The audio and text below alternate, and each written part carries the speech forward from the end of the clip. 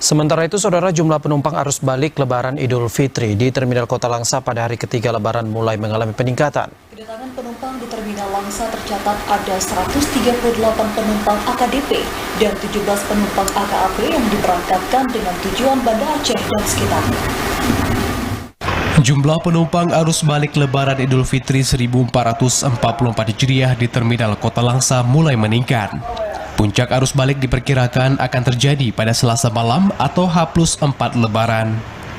Kepala Satuan Pelayanan Terminal Tipe A Langsa Syafruddin Doles menyebutkan, pada Senin malam atau H+3 Lebaran tercatat ada 138 penumpang AKDP dan 17 penumpang AKAP yang diberangkatkan dengan tujuan Banda Aceh dan sekitarnya. Pihaknya juga siap mengantisipasi jika terjadi lonjakan penumpang saat puncak arus balik Lebaran. Sudah ada 138 penumpang dengan 32 unit AKDP, tujuan Banda Aceh dan sekitarnya. Kemudian untuk AKAP ini sudah ada 8 unit, lebih kurang sekitar 17 penumpang.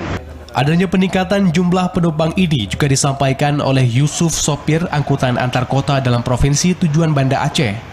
Meski ada peningkatan penumpang, tarif yang dikenakan tetap normal seperti hari biasanya. Lagi rame-ramenya ini Pak, lagi rame-ramenya. Untuk tarif sendiri ada kenaikan? Tidak, masih normal. Kita di sini normal, kalau untuk Banda Aceh Langsa 180. Dari Langsa, Mulyadi, TVRI Aceh melaporkan.